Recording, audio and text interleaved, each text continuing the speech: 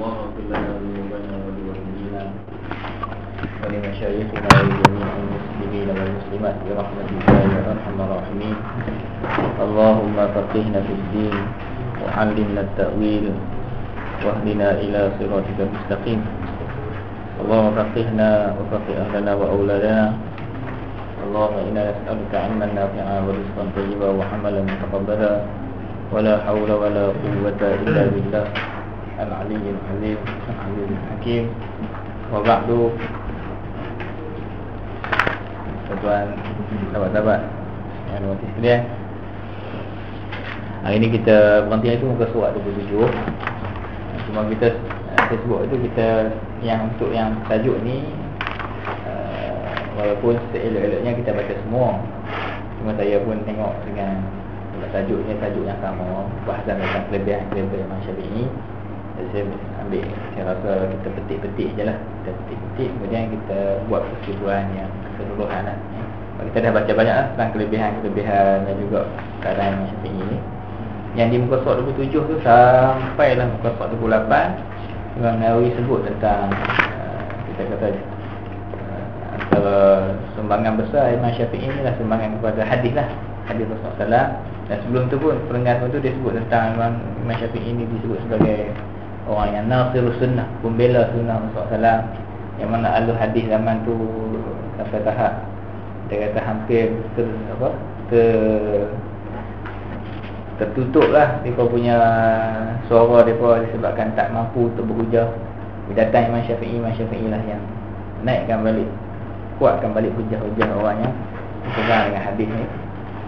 Dan disebutlah cintanya Imam Syafi'i kepada hadis. Imam Syafi'i lah yang kalau dalam ijtihad Imam Syafi'i sangat teliti dalam mengambil hadis, pastikan hadis tu hadis yang makbul, hadis yang terima.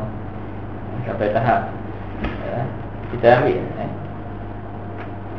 muka surat 28 bawah atau 27 tu kita ambil dua perenggan bawah, kita ambil contoh waqad ruwina, dua perenggan bawah 27 tu waqad ruwina 'anil imam Abi Bakr Muhammad ibn Ishaq ibn Khuzaimah al-ma'ruf bi imam al-a'immah. Yang sebut ni Imam Ibn Khuzaimah. Imam Ibn Khuzaimah ni ulama besar hadis yang disebut sebagai imam bagi segala imam. Dia kata apa? Wa kana min hifdzil hadis wa ma'rifati sunnah bil ghayatil 'aliyah. Dia kata Imam Syafi'i rahimahullah adalah dalam bab persoalan menghafal hadis, min hifdzil hadis, dalam persoalan menghafal hadis ya.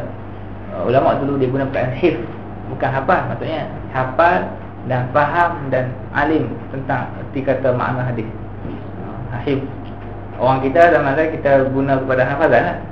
Jadi perkataan al-hafiz zaman dulu tu refer kepada faham dan juga tahu selok belok hadis lah. Wa ma'rifati sunnah, dan pengetahuan terhadap sunnah bil ghayatil 'aliyah, pada tahap tingkat yang tertinggi. Itu al-ghayah ni penghujung, al-'aliyah yang paling tinggi.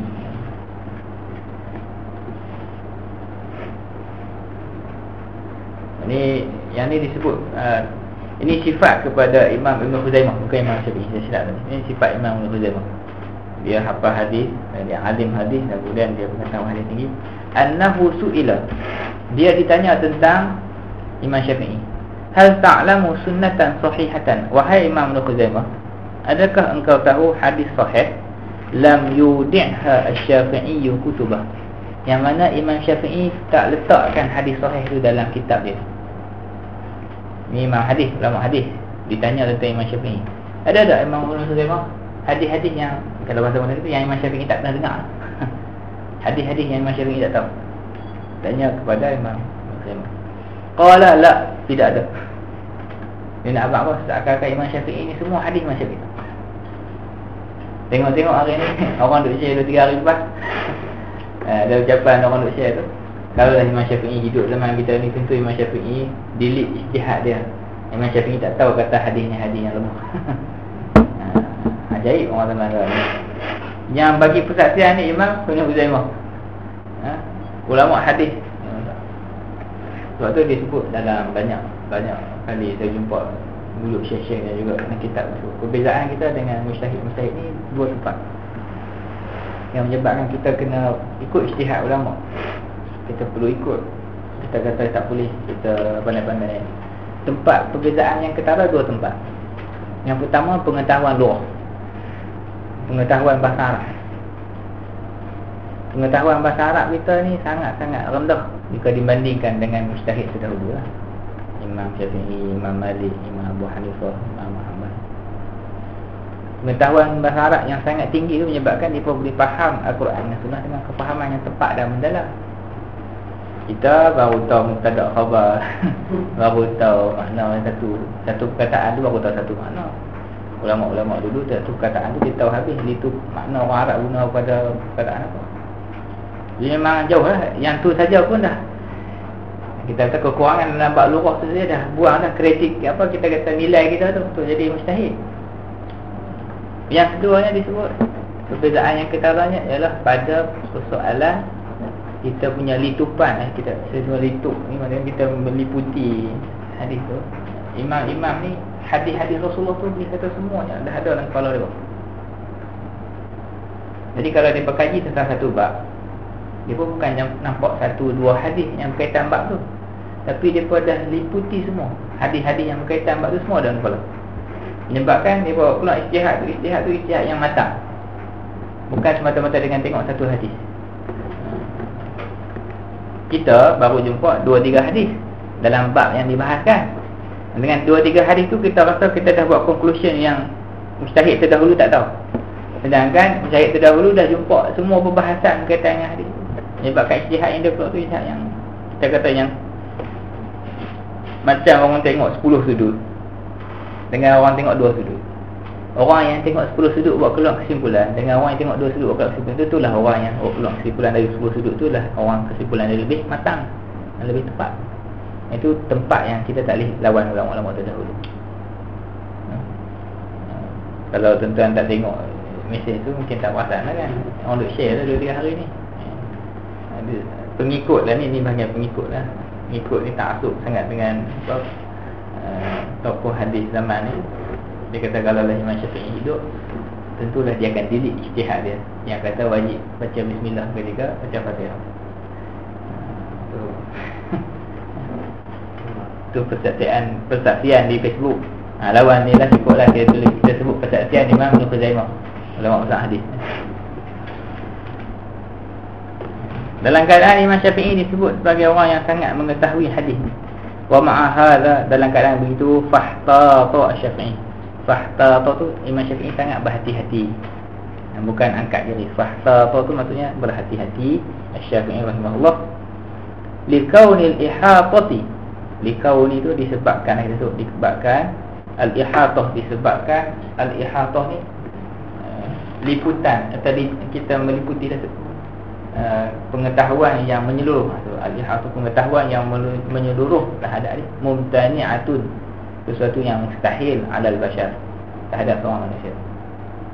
Walaupun kita boleh sebut sebenarnya yang beberapa hadis saja yang mungkin tak pernah sampai oleh manusia, tapi majoritinya semua sampai. Semua dah pernah sampai. Saya dulu pernah juga zaman baru mengaji. Kita sangka, kita dengar orang sebut, kita cakap oh betul, boleh jadi Imam Syafi'i tak jumpa hadis ni. Datang perasaan tu. Sebab kita rasa macam Imam Syafi'i kan manusia, kita pun manusia. Tapi lepas berlalu tempoh, bila kita tahu persoalan pengkajian ulama-ulama ni terhadap hadis dengan pengkajian semasa, terus kita akan ubah pandangan. Kita kajian ulama terdahulu lebih menyeluruh. Dia lebih dekat dengan zaman hadis, dia lebih dekat dengan zaman periwayatan, dan dia boleh tengok ijtihad sahabat-sahabat dalam semua dalam kepala dia. Jadi pembacaan kita terhadap hadis yang kita rasa macam imam dulu tak pernah jumpa, sebenarnya kita yang tak jumpa banyak lagi, Imam Syafi'i tak jumpa lebih banyak. Itu contoh kita ambil. Jadi yang bawah tu semuanya Imam Nawawi nak syarah tentang kesungguhan Imam Syafi'i dalam soalan berkhidmat pada hadis Rasulullah SAW. Sampai tahap dia sebutlah pesanan Imam Syafi'i tentang sekiranya pendapat aku bercanggah dengan hadis sahih, maka pakailah hadis sahih Rasulullah yang jelas. Yang ni pun Imam Nawawi akan sebut satu bab khusus macam. Bukan semua hadis sahih yang kita jumpa yang kita nampak seakan-akan bercanggah dengan mazhab Syafi'i terus kita pakai hadis sahih. faham. Orang selalu sebut ni, Ustaz ni hadis sahih. Mazhab Syafi'i kata macam ni hadis sahih kata macam ni. Dia dah sama tak tu. Kerja tu, tugas tu lah tugas mujtahid dalam mazhab Syafi'i. Mujtahid dalam mazhab Syafi'i memang amal benda tu. Dia kembangkan kajian, kenapa kan Imam Syafi'i tak ambil hadis ni. Dan dia tengok, buat kesimpulan, tengok dengan kajian lah, perbahasan ilmiah lah. Ada bahas-bahas semua. Bila sampai satu tahap, dia sebut betul, yang sepatutnya diikut dalam ni adalah pendapat ni. Pendapat ni lebih tepat berdasarkan hadis. Ulama-ulama mazhab kita tinggalkan pandangan Imam Syafi'i, ambil pendapat yang bertepatan dengan hadis Rasulullah dan jadikan tu pendapat dalam mazhab Syafi'i yang lebih kuat. Itu ulama-ulama mujtahid lah. Sebab tu ada yang kita pakai qaul qadim, qaul jadid tu. Qaul qadim, qaul jadid serta apa? Sebab ulama-ulama mazhab selepas Imam Syafi'i pakai qaul yang qadim, sebab qaul qadim lebih kuat hujahnya. Sebab hadis tu lah. Tapi bukan kerja kita lah. Bukan kerja kita. Yang bahagian kita ni ikut pendapat yang disebut sebagai pendapat rasmi mazhab lah. Bila kita tengok semua ni, rupa-rupanya bukan Imam Syafi'i tak jumpa hadis tu. Tapi disebabkan Imam Syafi'i buat kefahaman yang menyeluruh, hadis ni kita kena faham dengan disesuaikan dengan hadis yang lain. Bukan saja tolak hadis tu. Dia ada kaedah kefahaman dia. Itu kata tarjih, ta'arud dan tarjih. Wallahu a'lam. Cukuplah dekat tu yang muka surat 28. Yang 28 tu bawah sekali perenggan tu cerita tentang hadis Rasulullah sebut tentang satu hari nanti akan keluar seorang orang alim daripada kalangan bangsa Quraisy. Orang alim daripada bangsa Quraisy yang memenuhi bumi dengan ilmunya. Sepakatlah ulama-ulama ummah ni menunjukkan apa dalam memahami hadis tu disebut sebagai merujuk pada Imam Syafi'i. Rasulullah dah sebut dah. Kita tengoklah kita baca wa amma sakha'uhu wa syaja'atuhu. Adapun sifat pemurah sakha' tu sifat pemurah Imam Syafi'i, wa syaja'atuhu dan juga keberanian Imam Syafi'i, wa kamalu aqlihi dan kesempurnaan akalnya, bijaksana, wa bara'atihi wa bara'atuhu. Bara'ah ni kehebatan, dan juga kita kata bara'ah ni kepahiran, kepakaran, pakar al-bara'ah. Wa bara'atuhu fa innahu mimma ishtaraka al-khawas wal 'awam fi ma'rifatihi. Itu adalah pengetahuan mimma ishtaraka yang berkongsi. Al-khawas ni orang khawas ni orang-orang khusus lah, orang khusus ni ahli-ahli ilmu. Wal 'awam ni orang awam biasa. Fi ma'rifatihi dalam pengetahuan tersebut. Pengetahuan tentang kehebatan Imam Syafi'i, kepakaran dan juga kesempurnaan akal dia, pemurahnya, adalah pengetahuan yang mana orang awam biasa pun tahu dan orang alim pun tahu. Bagi kita pengetahuan tu memang masyhur sungguh. Masyhur sungguh Imam Syafi'i ini dengan pemurah, dengan cakap bijaksana. Falihada, oleh sebab itulah la astadillu lahu li syuhratihi. Aku tak omel hujah, aku tak omel bukti pun. Cukup sebab dah masyhur, dah famous. Benda dah terkenal lah, benda dah ma'ruf dah. Apa kita nak omel pembuktian lagi kan? Matahari, orang tahu dah matahari keluar mesti siang. Tak ada apa bukti matahari, apa bukti siang hari. Tak ada orang tanya bukti siang hari. Sebab benda dah jelas. Macam tu lah. Wa kullu hadha masyhurun. Semua perkara itu masyhur fi kutubil manaqib. Dalam kitab-kitab kutubil manaqib tu, dalam kitab-kitab kita kata kitab biografi lah. Min turuqin wa min zalika, banyaklah min turuq tu, banyak jalan. Imam Nawawi orang contoh satu, contoh hadis yang menunjukkan kebaikan Imam Syafi'i, kelebihan Imam Syafi'i. Wa min zalika ma jaa fil haditsil masyhur, antaranya apa yang datang dalam sebuah hadis yang masyhur, inna alima Quraisy, sesungguhnya akan datang seorang orang alim daripada bangsa Quraisy, yamla'u tibaqal ardi ilman, yang akan memenuhi permukaan bumi ini dengan ilmu. Wa hamalahu ulama minal mutaqaddimin, para ulama-ulama yang terdahulu, wa ghairihim dan juga semua yang selain pada yang terdahulu, min ghairi ashabina, walaupun selain pada mazhab Imam Syafi'i, ala asy-Syafi'i, semua yang menyebut kata hadis ini merujuk pada Imam Syafi'i, walaupun ulama-ulama tu bukan mazhab kita. Sebab apa? Dalam kalangan 4, Imam Abu Hanifah, Imam Malik, Imam Ahmad Hanbal, Imam Syafi'i, seorang je yang keturunan Quraisy. Imam Syafi'i. Yang lain orang Arab juga. Seorang je yang Quraisy. Imam Syafi'i. Jadi hadis ni dipukul kepada dia. Siapa lagi orang alim pada bahasa Quraisy yang ilmu dia memenuhi ilmu ni? Kalau seorang pada mazhab 4 ni kan, sebab 4 ni yang memenuhi ilmu ni pun penuh hukum ni. Maksudnya beramal seluruh dunia pendapat dia. Jadi yang keturunan Quraisy, itu Rasulullah dah puji awal-awal Imam Syafi'i. Wastadallu bi anna al-a'immata min as-sahabah radhiyallahu anhum alladzina hum a'lamuddin, wa tu yang tu syarahan Imam Nawawi. Imam Nawawi nak sebut kenapa tak dirujuk hadis tu kepada sahabat-sahabat Rasulullah. Sebab sahabat Rasulullah daripada bangsa Quraisy. Imam Nawawi kata, lepas ni tengok saya sebut khulafah. Imam Nawawi kata ulama-ulama sahabat Rasulullah SAW memang alim, cukup, bahkan lebih alim daripada Imam Syafi'i. Tapi ilmu mereka, pendapat-pendapat mereka, cuma setiap imam ni boleh jadi. Sahabat ni ada 2-3 ijtihad. Sahabat ni mungkin ada 5-6 ijtihad. Sahabat ni yang mungkin mufti ada mungkin berapa puluh ijtihad dalam bab hukum. Tapi yang ada ijtihad yang menyeluruh, yang mana ijtihad dalam bab hukum hakam tu diterima pakai dan diguna seluruh atas muka bumi, siapa? Bukan sahabat-sahabat, tapi mai start zaman yang generasi kemudian. Itulah zaman tabi'in. Dan orang tu ialah salah seorang Imam Syafi'i rahimahullah. Sebab ada orang kata tak, hadis tu rujuk pada sahabat-sahabat Rasulullah kot. Kita kata mana satu sahabat yang mana ijtihad dia memenuhi bumi? Tak jumpa. Yang adanya ialah Imam Syafi'i. Ilmu dia memang memenuhi permukaan bumi. Rahimahullah Imam Syafi'i. Jadi yang penggan buku 9 dia buku tinggal lah. Saya tinggal surah pada dasar kalau yang dibaca sekali. Semuanya berlega di antara cerita tentang kelebihan Imam Syafi'i rahimahullah. Yang penggan yang bawah ni wa min zalika sebut tentang nama-nama kitab Imam Syafi'i, karangan-karangan Imam Syafi'i, antaranya nama Al-Um, nama Jami' Al-Muzani, Al-Kabir, Jami' Al-Saghir. Semua ni kira cerita tentang karangan-karangan Imam Syafi'i. Ini saya telah kita baca sendiri. Kemudian perenggan seterusnya pun sebut tentang persaksian ulama terhadap tulisan-tulisan Imam Syafi'i. Kita baca sikit.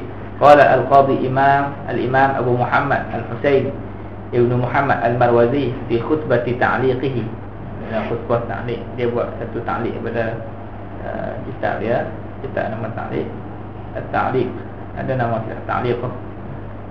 Muqaddimah dia disebut apa? Qila inna Syafi'iyya rahimahullah sannafa mi'atan wa 13 kitaban. Imam Syafi'i telah mengarang sebanyak 113 kitab. Masya-Allah. Fil fiqhi, fil tafsir, dalam bab tafsir, wal fiqhi, dalam bab fiqh, wal adab, dalam bab sastra, wa ghairi zalika, dan selain daripada itu. Allah. 113 kitab. Satu kitab pun kita tak tahu apa jadi.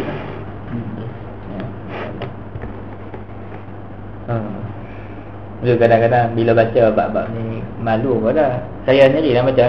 Bila baca sampai satu level, kita kena baca tentang perjalanan penuntut ilmu dalam sejarah Islam ni. Macam mana seseorang imam tu, dia bila dah start buka buku lepas isyak, dia tak akan tutup buku tu lagi tak habis baca sampailah ke subuh. Dia start baca buku, maksudnya buku rujukan ni, dia start baca ni. Dia kata apa, syarah maksudnya keinginan yang sangat tinggi untuk mutalaah buku. Kalau dah start mengarang, dia takkan melainkan untuk keperluan asasi dia saja. Itu barulah penuntut ilmu yang betul. Kita ni hak yang benda lain tu yang jadi asasi, hak ilmu tu yang sikit tu. Itu yang ilmu tak boleh nak jadi yang kita apa, sebati dengan jadi kita. 113 kitab dalam tempoh hidup Imam Syafi'i sebanyak 54 tahun. Subhanallah. Umur yang tidaklah panjang tapi berkat penuh. Wa amma kutubu ashabihi, itu yang perenggan satu. Yang perenggan atas cerita tentang kitab Imam Syafi'i. Yang bawah ni cerita tentang anak-anak murid Imam Syafi'i. Kita baca sikit. Wa amma kutubu ashabihi allati hiya syuruhun linusuhihi. Adapun kitab-kitab ashab Syafi'i, maknanya ulama-ulama mazhab Syafi'i yang mensyarah, kita kata mujtahid mazhab ni, allati hiya syuruhun, yang mana mereka adalah syarahan, dianggap sebagai syarahan linusuhihi, dalam kepada teks Imam Syafi'i sendiri. Imam Syafi'i tulis, tapi ulama mazhab ni yang syarahkan, kembangkan. Wa mukharrajatun ala usulihi. Mukharrajah ni istilah yang digunakan dalam mazhab. Maksudnya kita kata ijtihad ulama mazhab, tetapi mengikut disiplin Imam Syafi'i. Disebut ada istilah, nanti kita akan buat istilah takhrij. Ini bukan takhrij hadis. Ada pendapat Imam Syafi'i dalam satu bab yang A, dalam bab yang B ni tak jumpa teks Imam Syafi'i sebut hukum dia apa. Contohlah kita kata dalam bab solat fardu, Imam Syafi'i sebut solat fardu kena takbir, dan bila takbir disunatkan angkat tangan. Imam Syafi'i sebut. Saya bagi contoh lah ni, bukanlah real kan. Macam bab solat jenazah, ulama-ulama mazhab cari ada tak ucapan Imam Syafi'i ataupun teks tulisan Imam Syafi'i yang sebut tentang adakah solat jenazah disunatkan angkat tangan juga. Tak jumpa. Tak jumpa. Boleh jadi ada, tapi tak berjumpa dalam kitab. Jadi yang ulama mazhab selepas Imam Syafi'i akan beristihad bertepatan dengan pendapat dalam yang Imam Syafi'i sebut. Jadi buat dia tengok bab yang Imam Syafi'i sebut secara jelas, jadi dia buat kesimpulan, boleh jadi dan dalam bab ini pun yang Imam Syafi'i sebut lah, kita akan pakai ijtihad yang sama tadi. Sebab dia ada kaitan bab solat, dua-dua bab solat, cuma beza yang ni solat biasa, yang ni solat jenazah. Jadi kita buat pemusyawarah, setiap kali takbir disunatkan kan. Tu dia kata apa? Yang tu dia kata kaedah takhrij, ijtihad takhrij. Takhrij, qaulul mukharraj, pendapat yang mukharraj ala usulihi. Mukharrajah ni yang diijtihadkan berdepatan dengan usul ni, disiplin Imam Syafi'i lah. Mafhumatun min qawaidihi, yang difahami daripada kaedah-kaedah Imam Syafi'i. Kitab-kitab tu lah, syarah-syarah tu. La yuhsiha makhluqun. Dia kata tidak ada makhluk yang boleh kira. Kitab mazhab Syafi'i saja. Ni kelebihan. Ni satu lagi. Kalau ni kira tambahan saya dah sebut lah. Kalau saya kaji saya tulis, tapi saya tak bagi faham lebih senang kot. Pasal apa empat mazhab ni ada keistimewaan berbanding mazhab ni? Sebabnya ni lah, sebab susunan dan karangan ulama-ulama mazhab. Ijtihad Imam Abu Hanifah, ada murid yang faham dan rekod dan catat. Kemudian datang ada murid yang kembangkan dan syarahkan pula ijtihad tadi. Kemudian bila dah dikembang dan disyarahkan, direkodkan balik, kemudian disampaikan pula dan seterusnya. Tulisan-tulisan tu tak boleh kira, tak terkira. Zaman berzaman, mai zaman kemudian bahasa yang lama susah, dia cepat, dia pemudahkan sikit bahasa. Mai zaman kemudian lagi buat perbahasan lagi. Jadi kitab-kitab mazhab ni penuh.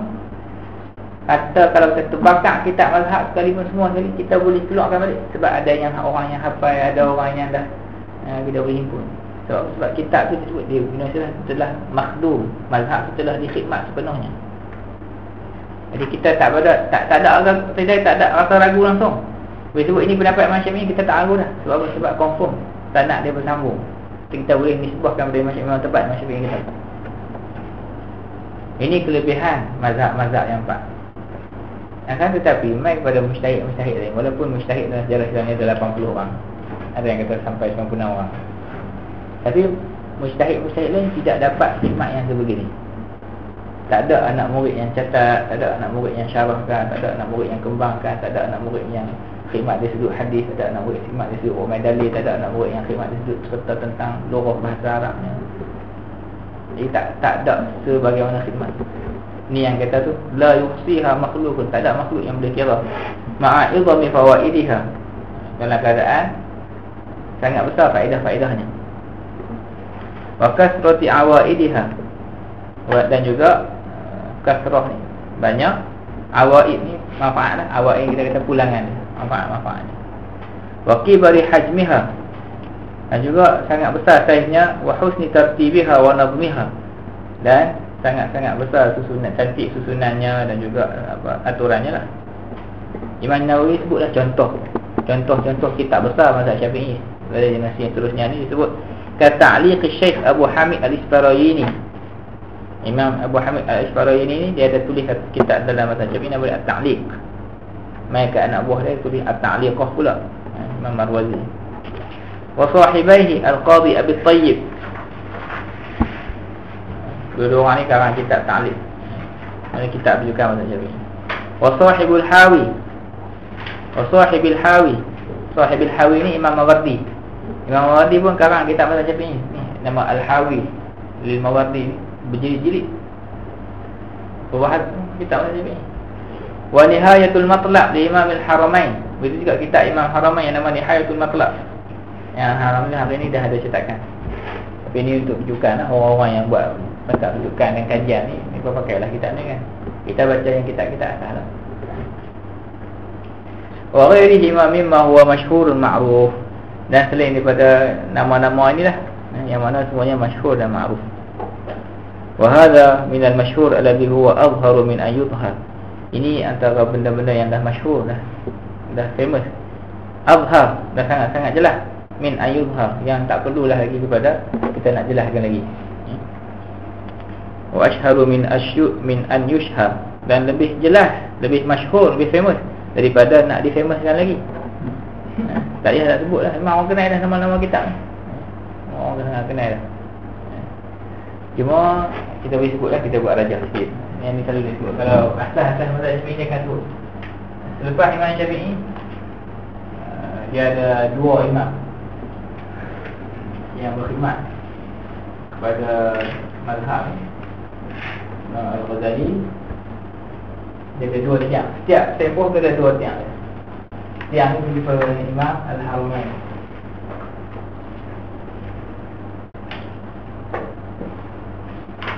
Dua-dua orang ni disebut dua tonggak utama rujukan mazhab Syafi'i lepas pada Imam Syafi'i. Imam Syafi'i dengan anak murid dia Imam Ghazali tu satu level. Kemudian mai zaman kedua ni, Imam dua orang ni lah yang berkhidmat, kumpulkan balik kitab-kitab mazhab Syafi'i tu, himpunkan yang buat. Dia kata klasifikasi, tengok balik yang mana pendapat yang lemah dan pendapat yang kuat, khidmat susun semula mazhab Syafi'i dalam kitab tu. Ni dua orang, Imam Ghazali dengan Imam Haramain. Zaman tu. Selesai zaman ni, datang lagi dua orang. Kalau ikut susunan kita boleh ikut satu tadahulu dan kemudian itu Imam Haramain lah. Imam Al-Haramain dulu, Imam Al-Ghazali. Imam lepas ada dua ni, datang lagi generasi seterusnya pun ada dua tonggak pula. Disebut Imam Al-Rafi'i dengan Imam Al-Nawawi. Dua-dua orang ni pun khidmat mazhab pula.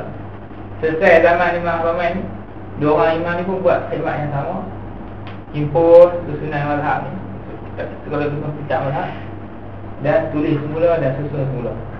Bahkan disebut ulama-ulama di sana ni disebut, kalaulah kita nak sebut mazhab Syafi'i yang rasmi, yang sah, mesti rujuk dua orang imam ni.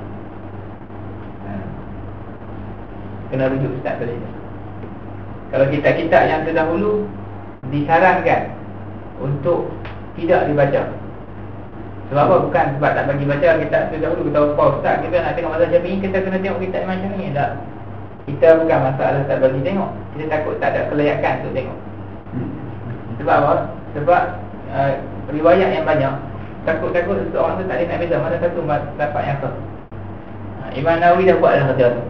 Imam Nawawi dah sebut dah pendapat yang sahih untuk dinisbahkan pada Imam Syafi'i. Ini pendapatnya. Sebab banyak pendapat tu. Jadi kalau nak alim mazhab Syafi'i zaman kita ni, mulalah dengan mengaji kitab-kitab yang bersambung dengan kitab-kitab Imam Nawawi. Lepas Imam Nawawi, Imam Rafi'i pun main lagi. Dia sebut zaman Imam Ar-Ramli dengan Imam Ibn Hajar Al-Haytami. Ibn Hajar, bukan Imam Hajar yang Fathul Bari tu. Bukan sekolah ni, Imam Al-Haytami. Tak, huruf tak. Ibn Hajar Al-Haytami. Ini dua orang tonggak yang kembangkan khidmat mazhab Syafi'i. Dan dua-dua orang ni mensyarahkan kitab Imam Nawawi. Zaman berbeza-beza. Imam Ghazali meninggal tahun 500 Hijrah. Imam Haramain 483 dah. Tak ingat, saya tak ingat. Walaupun sepatutnya ulama-ulama ni kena apa yang tarikh bapak apa. Jadi jadi test antara ujian fakta lah. Kita ingat cara tepat. Sebab sebab ada handphone. Tak ada handphone ni nombor kau kata apa lah. Dulu tak ada handphone ni, nombor kita boleh ingat lagi. Kemahiran yang dah hilang. Allah Ta'ala bagi kebaikan lah bagi kita. Supaya kita dapatlah kata hidulah sikit bau-bau nak alim jadi. Syarif ni kat bawah Peringkat ni? Cuma dia tonggak juga. Cuma disebut dua orang. Tapi dari segi pengajian untuk jadikan kitab, untuk ulama-ulama kita ni dia buat kelas, dia beza juga. Ni kata penting mengaji dengan guru ni. Dia pun klasifikasi apa kitab yang sesuai untuk buat kelas pengajian, apa kitab yang tak sesuai untuk buat kelas pengajian. Macam kitab Imam Nahjar Imam ni, banyak yang mengaji di mana Al-Har. Al-Har tak jadikan dua ni sebagai kitab pengajian. Dia jadikan kitab Imam Khatib sebagai kitab pengajian. Sebab kitab Imam Khatib tu susunan dan juga huraian dan kupasan tu sesuai untuk latih otak pelajar, menyebabkan dia alim mazhab Syafi'i. Lepas dia alim, dia boleh baca kitab ulama ni. Tapi nak lalu tu kena lalu kitab Imam Khatib. Bahkan kalau baca syarah apa kita kata kitab terah mazhab Syafi'i ni, kitab Minhaj Nawawi tu, kita akan pakai apa syarah Imam Khatib.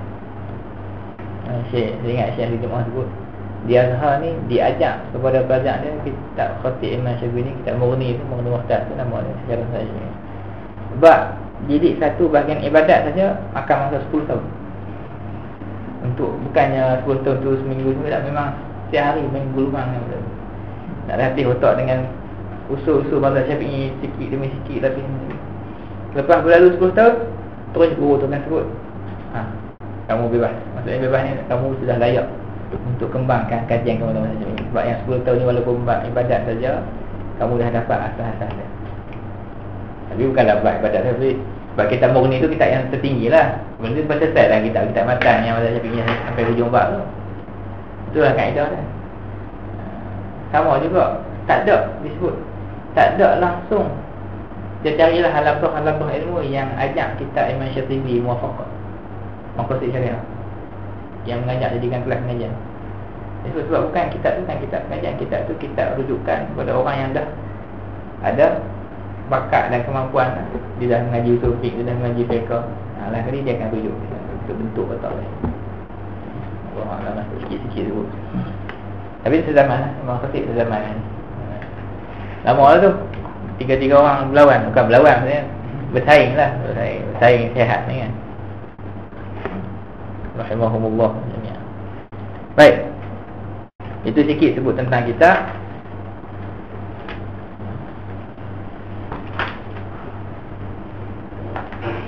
Kita ambil terus muka surat 32. Yang ni mai tentang ucapan-ucapan dan juga apa kata-kata hikmah Imam Syafi'i.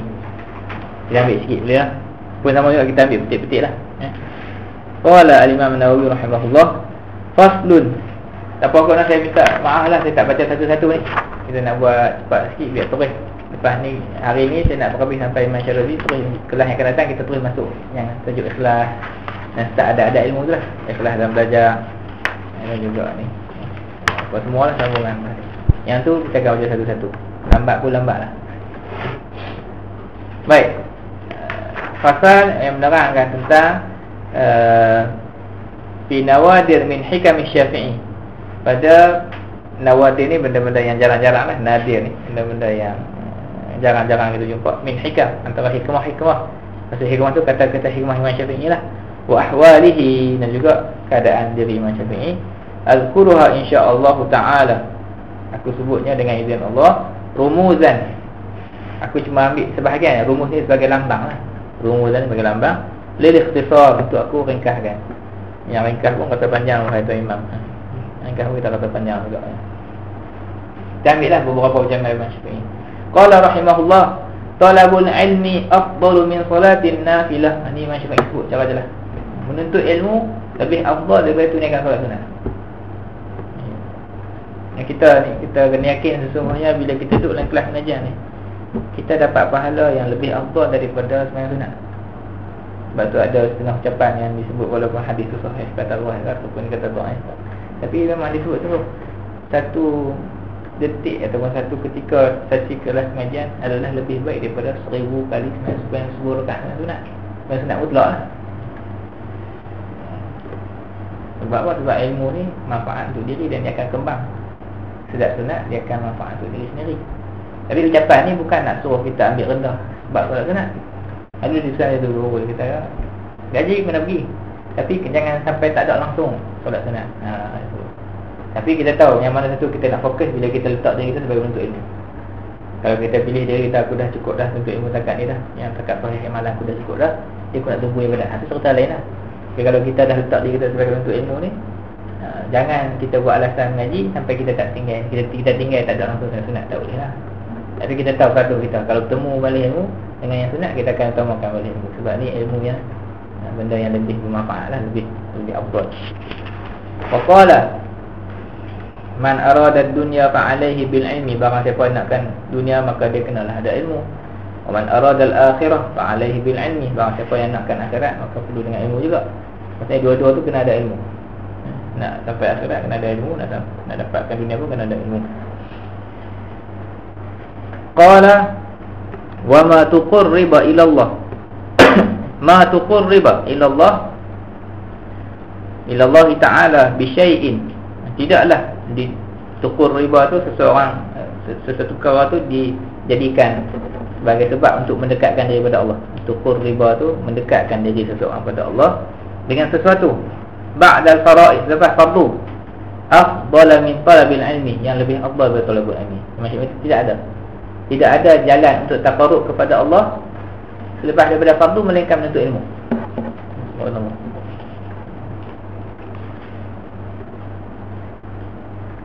Qala, ni tak ada bersambung lah, ucapan-ucapan tu dia petik. Bolehlah balik buat cerita Facebook lepas ni. Yang kita syok macam tu, orang bukan buat cerita Facebook, ambil faham jadikan sebagai apa? Slogan kita dan juga kita punya pegangan kita lah. Ada ni pakat-pakat berurut, siapa nak urus status kan. Qala wa ma aflaha fil ilmi, Imam Syafi'i sebut tidak akan berjaya. Maksud berjaya ni berjaya dengan sempurna lah. Mungkin ada juga kejayaan yang mungkin tak sampai tahap sempurna, tapi taklah kata kita tak berjaya langsung. Tapi yang betul-betul sempurna ni illa man talabahu bil qillah, melainkan mereka-mereka yang menuntut ilmu dengan qillah. Maksud qillah tu dengan yang keadaan yang susah, bukannya orang yang kaya raya.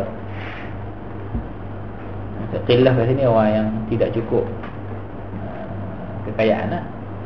Ini cerita zaman ngaji. Macam mana ni Ustaz? Ada je orang-orang alim yang dia kaya, kaya tu menyebab dia jadi alim. Tu kita nak kata ni kaedah kebanyakan. Tapi ada setengah-setengah orang yang dia kaya, orang tak bagi kekayaan, dia tak lupa diri dan dia guna benda tu untuk ilmu. Macam kisah setengah-setengah orang yang mak dia sanggup korbankan dunia, harta benda semua dengan tujuan supaya anak dia dapat mengaji. Orang tak angkat anak dia jadi orang alim. Cuma kebiasaannya penuntut ilmu yang berjaya ni, yang tadi tu special case kita sebut. Biasanya yang kaya tak menjadi kebiasaannya. Sebab apa? Anak tu kan lalai, anak seorang rasa tak payah buat apa dah.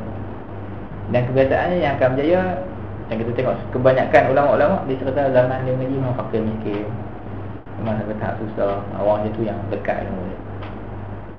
Cuma kita doa lah, ya Allah, aku bukan nak minta miskin lah. Kita faham juga, apa ni nak minta dia miskin lah, dia untuk ilmu. Kita, ya Allah, aku nak yang mana terbaik untuk aku lah. Aku nakkan ilmu dan bagilah aku kebaikan, jalan yang mana terbaik untuk kita. Allah Ta'ala bagi kita dalam keadaan susah, kita sabar. Allah Ta'ala bagi senang, kita syukur puji Allah Ta'ala dan kita takkan lupa diri. Saya ni pun tak pernah lah lalu zaman yang susah-susah macam sebagian orang yang lalu. Tapi memang saya tengok sebagian guru-guru ni yang memang bila Allah Ta'ala uji masa dia mengaji tu susah, kita tengok berkat dia lain berkat dia. Macam cerita Habib Umar Yaman je lah. Kalau baca kisah dia mengaji tu, sampai tahap duit tak ada langsung, ayah pula meninggal masa kecil, tapi cita-cita mengaji ni sampai dibimbing oleh ulama, orang tak buka ilmu dia macam. Orang lain nak kata macam contoh tak boleh lah. Cuma kita nak tengok real contoh orang yang ngaji. Baik, kita ambil sikit-sikit lah.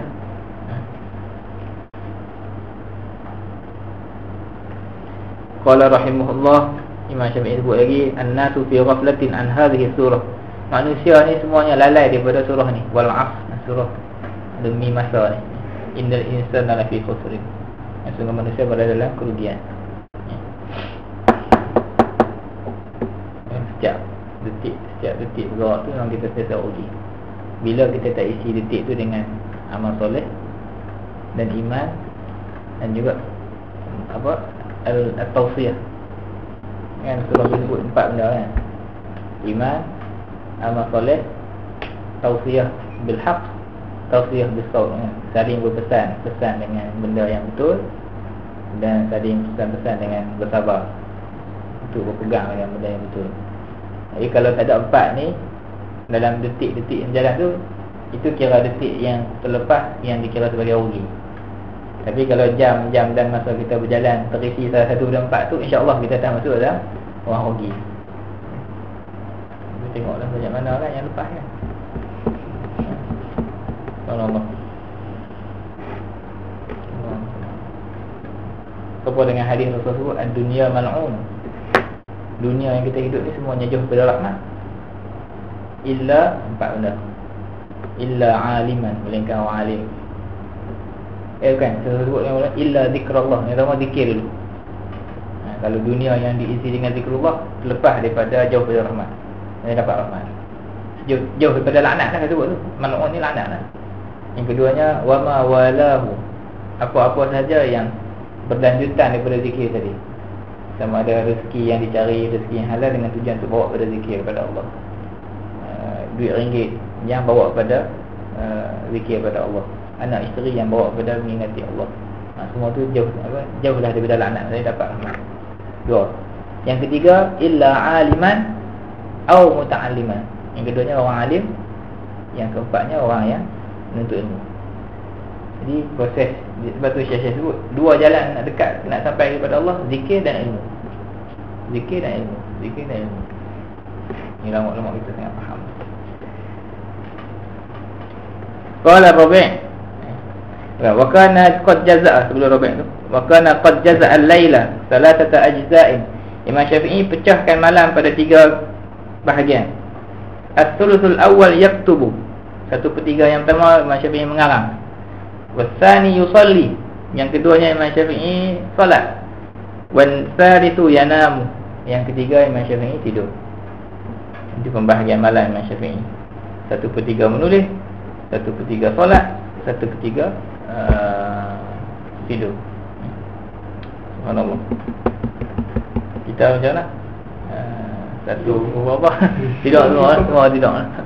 Semua tidak. Cuma yang takat yang saya baca sebagai artikel tersebut, yang ni tak ada sebut pun lah 1/3 tu adakah 1/3 yang terakhir tidak?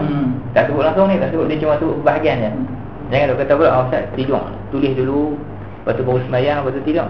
Nah, ini ikut satu, kena faham ikut kesesuaian badan.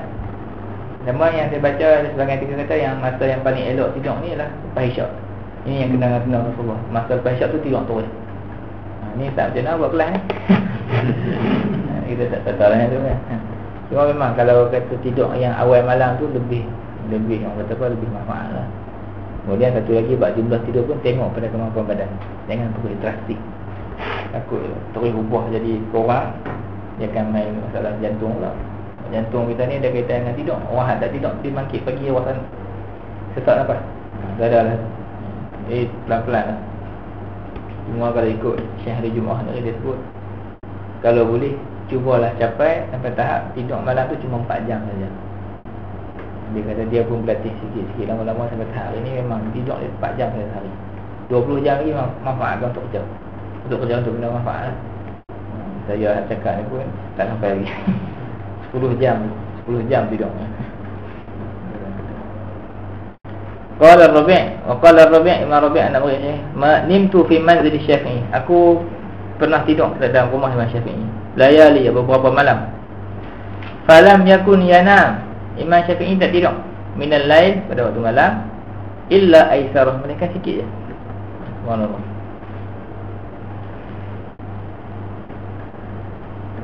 Wa qala Bahr bin Nafs, ma ra'aitu wa la sami'tu, aku tak pernah tengok dan aku tak pernah dengar, kana fi asri Syafi'i, pada zaman Imam Syafi'i, atqalillah, yang lebih bertakwa pada Allah, wala awra', yang lebih wara', wala ahsana sautan bil Qur'ani minhu, dan suara yang lebih sedap baca Quran banding Imam Syafi'i.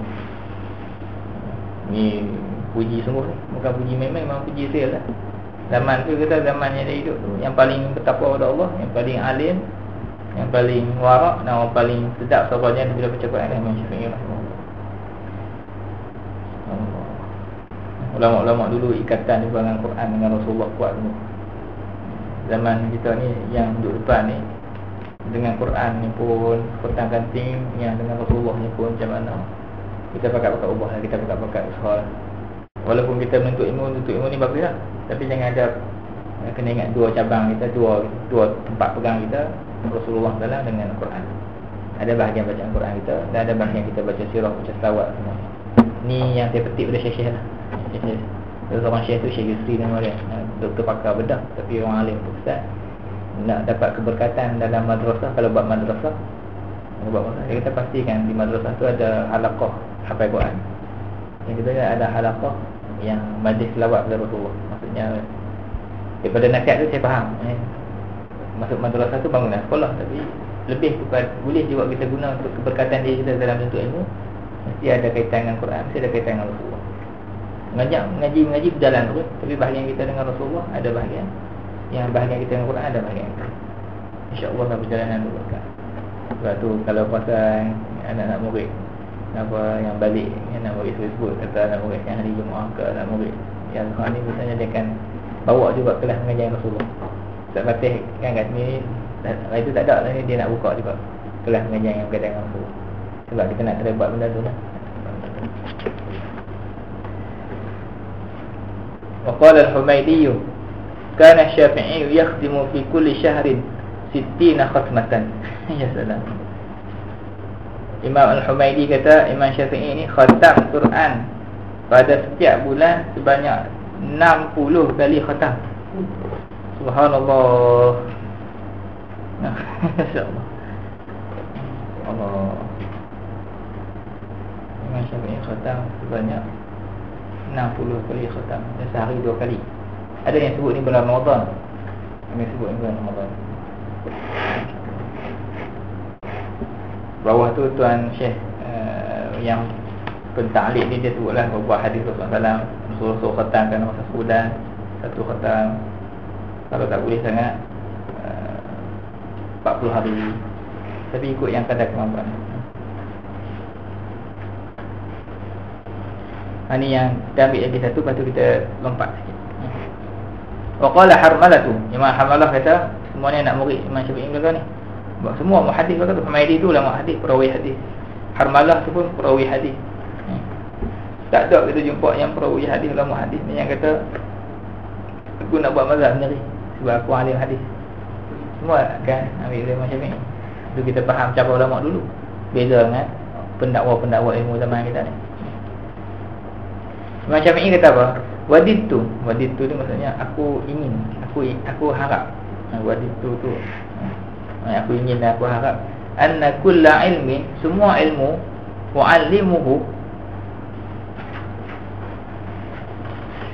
bukan kulla ilmin a'lamuhu, semua ilmu yang aku tahu, ta'allamahu an-nasu, orang belajar ilmu tadi.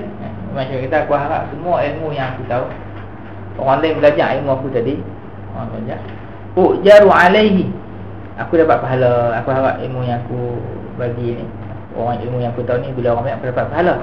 Yang hujung tu macam kita apa, wala yahmadunani, akan tapi aku harap dia pun tak puji aku.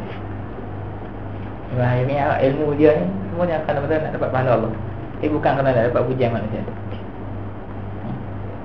Ada satu ucapan Imam Syafi'i sebut, dia kata aku harap sungguh kalau boleh semua orang amal ilmu aku yang aku bawa, aku sebarkan ijtihad aku, orang amalkan, dalam keadaan seorang pun tak tahu kata tu mai pada aku. Dia harap dulu orang amal ilmu, tapi dia harap tak ada orang pun, tak ada siapa pun yang tahu kata tu mai pada dia. Biarlah nama dia tak disebut, asalkan dia dapat pahala daripada ilmu yang dia ajar. Ikhlasnya lah Nabi betul-betul nak ikhlas Imam Syafi'i. Yang lain-lain ni semua nasihat-nasihat yang berbagai lah. Saya tak baca lah kot semua lah. Kita ambil sikit-sikit je sebab kita nak baca yang Imam Syarazi sikit. Cuma kita ambil kat sini satu satu yang bahagian. Kita ambil perenggan yang first ni, kita ambil baris ketiga. Ma syabi'tu. Imam Syafi'i sebut, aku tak pernah kenang. Ma syabi'tu mundu sitta asyrata sanatan. Aku tak pernah rasa kenyang langsung sebanyak 16 tahun. Macam itu, aku tak pernah rasa kenyang langsung selama 16 tahun illa syab'atan. Mereka sekali kenyang dia pernah tarah tuha min sa'ati.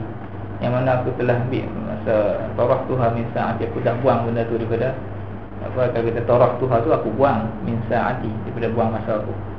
Ataupun buang min sa'ati tu maknanya aku dah tak ingat langsung lah. Aku buang pun daripada memori aku, ingatan aku lah. Dia panggil itulah maksudnya. Dalam riwayat ni min asyrina sanatan, ada riwayat kata tak 20 tahun. Maksudnya sepanjang 20 tu dia boleh kira makan tu tak pernah sampai tahap kenyang. Kita kira berapa tahun lepas yang aku pernah rasa lapar.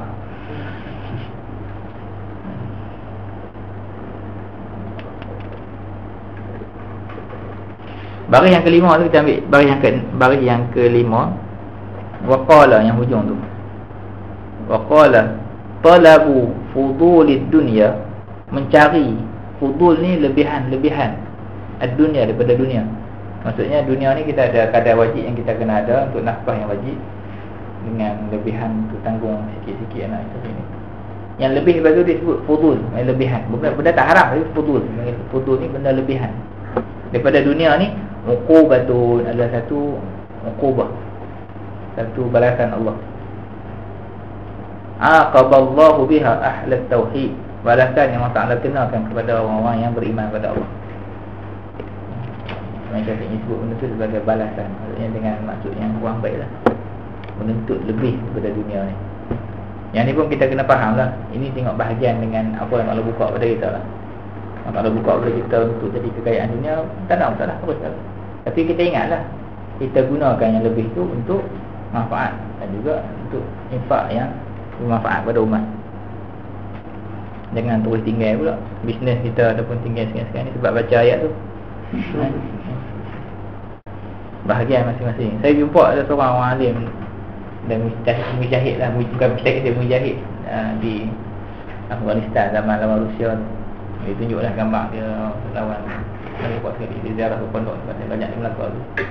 Disebut Allah Ta'ala memang akan bagi, tapi tak akan bagi, jarang Allah Ta'ala bagi serentak dua-dua. Tapi akan dapat orang-orang soleh ni, Allah Ta'ala kasih ni, Allah Ta'ala akan bagi. Sama ada Allah Ta'ala bagi dia ilmu, atau Allah Ta'ala bagi dia kaya. Orang soleh macam tu. Dia kata aku dengan kawan aku, kami sama-sama mengaji, tapi Allah Ta'ala bagi kepada aku ilmu, kawan aku Allah Ta'ala bagi dia kaya. Tapi dua-dua tu Rasulullah pernah puji kan dalam hati kan. Rasulullah sebut dua orang yang patut kamu iri hati. Dengan maksud iri hati yang dibenarkan, seorang lelaki yang diberi harta, yang mana dia infakkan harta dia siang malam, pagi dan petang. Kawan lagi adalah orang yang diberikan ilmu. Ada dengar sebut diberikan Quran dan ilmu lah. Dan dia infakkan ilmu dari itu dengan banyak siang malam, pagi petang. Ini dua orang yang kita kena iri hati. Tapi tak buat, kita nak buat apa? Kita doa bagi dapat ilmu. Tapi kalau bahagian kita dapat rezeki, dapat kekayaan tu, bahagian masing-masing lah. Kita gunakanlah benda tu. Kita tak nak sebut kata kaya tu benda yang mazmum, benda yang tercela. Kadang-kadang pendakwah-pendakwah, ceramah-ceramah ni pun kena jaga. Bila sebut, kena bagi tempat dengan ilmu.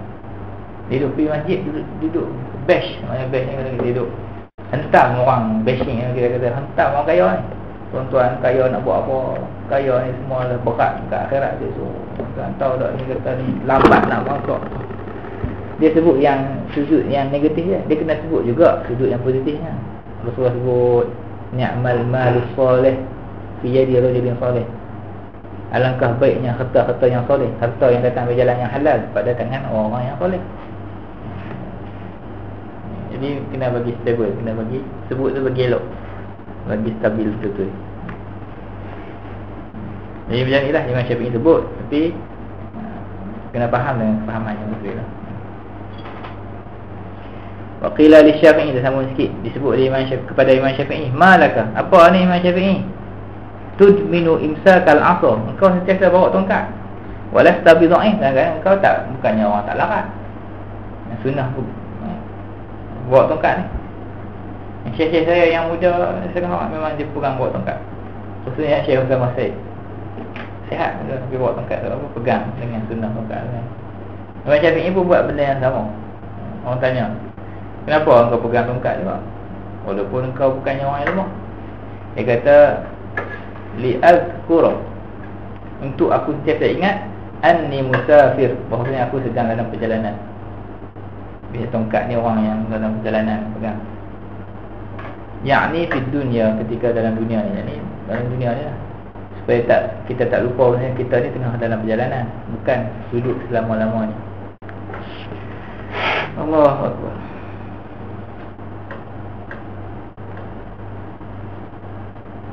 Kita ambil yang baris keempat daripada bawah. Boleh orang kita buat macam ni, kita ambil sikit-sikit lah. Kita ambil yang kita rasa senang nak faham ni. Wa qala khairud dunya wal akhirah, kebaikan di dunia dan akhirat ni pada 5 benda. Fi khamsi khisalin, pada 5 perkara. Ghinan nafs, jiwa yang kaya. Ghinan nafs tu jiwa yang kaya, jiwa yang tak berharap pada orang lain. Tu maksud jiwa yang kaya. Al-ghina ni, al-ghina maksudnya jiwa yang tidak rasa bergantung pada orang. Hati dia tu, walaupun dia susah, tapi dia tak letak pengharapan pada makhluk. Lagi kau ni nampak kita nak ambil duit kat orang ni peluang kita nak dapat projek yang ni peluang tu. Ghina nafs, hati yang sentiasa rasa cukup.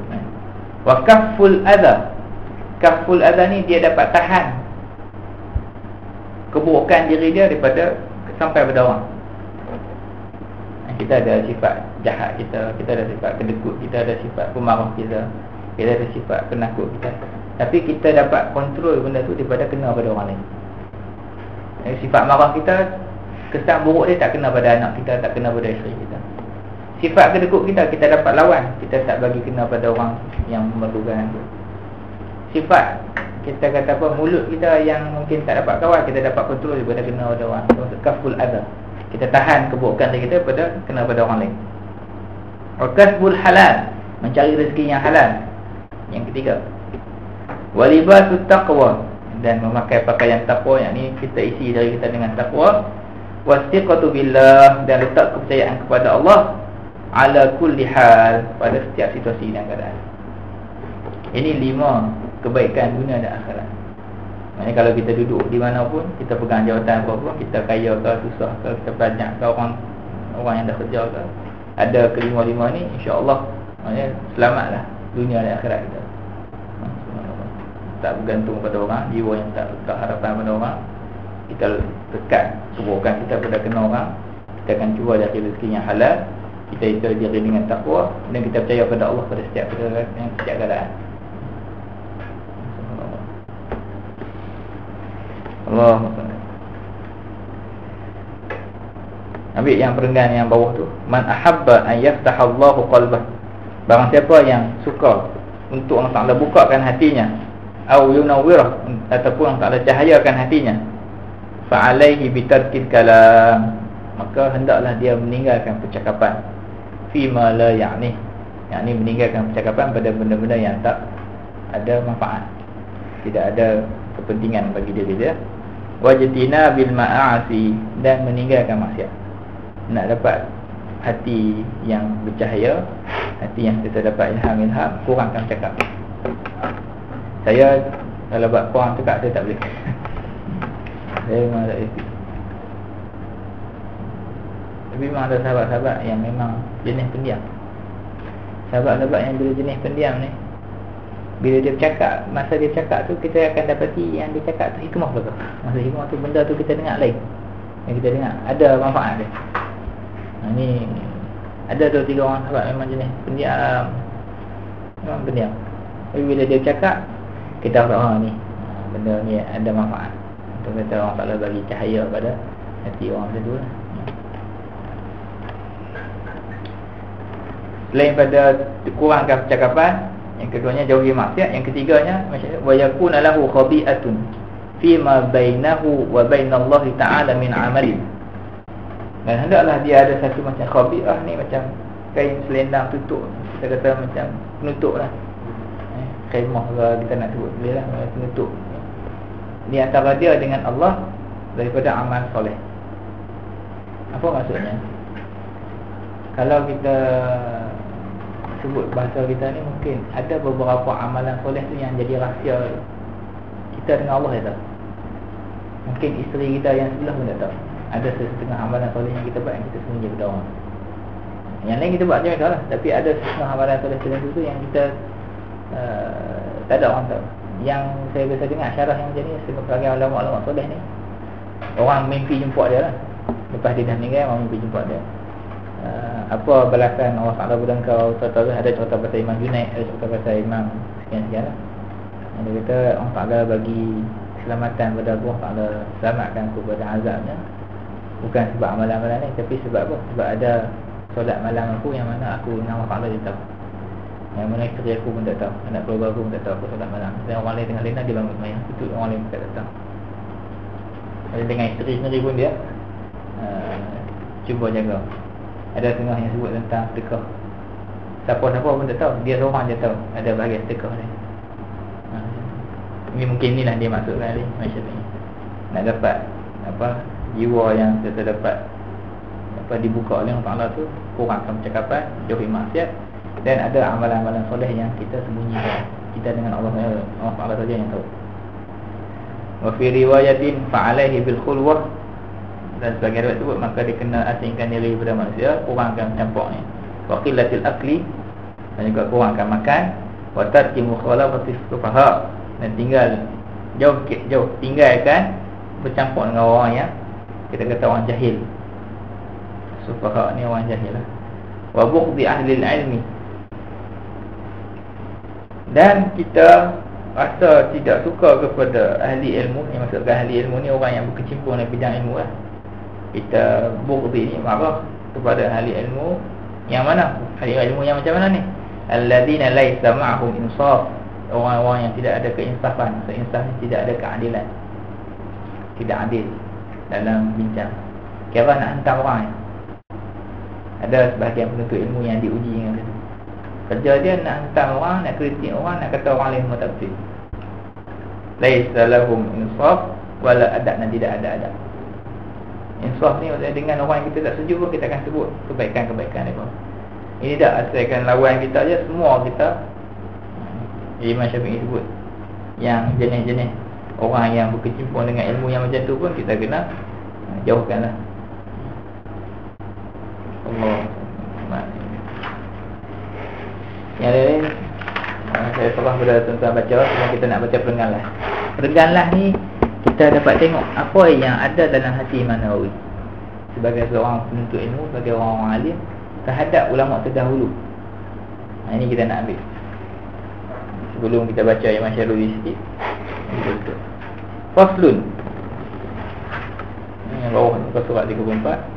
Qad asyartu fi hadhihi al-fusul, dalam beberapa fasal sebelum ni cerita tentang Imam Syafi'i ni, aku dah sebut kebaikan-kebaikan, kelebihan-kelebihan dan juga kata-kata hikmah Imam Syafi'i ni.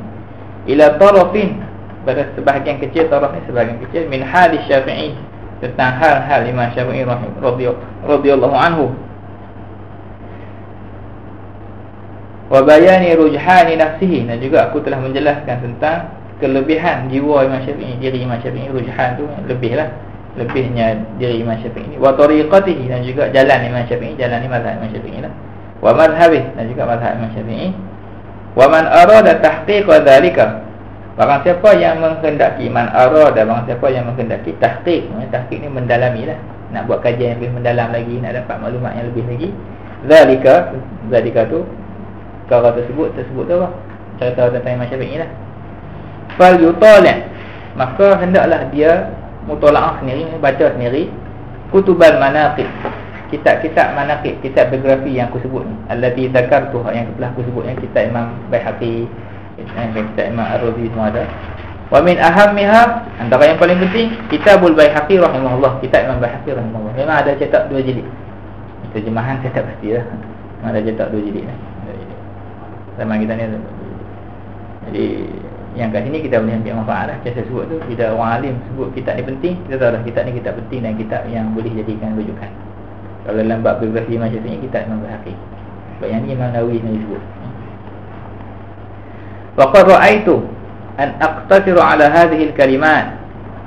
Aku berpandangan untuk aku berpada an aqtasir, untuk aku berpada ala hadhihi al-kalimat, dengan di atas beberapa perkataan yang kecil inilah.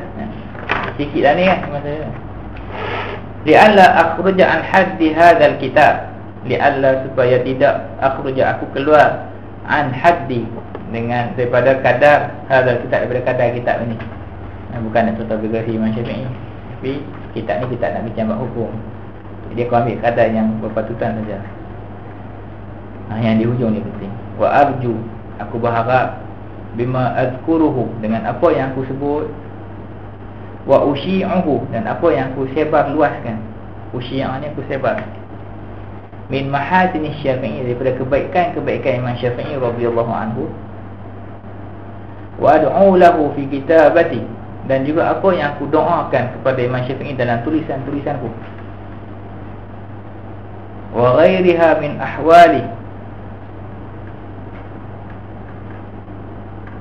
dan juga selain daripada keadaan-keadaan aku.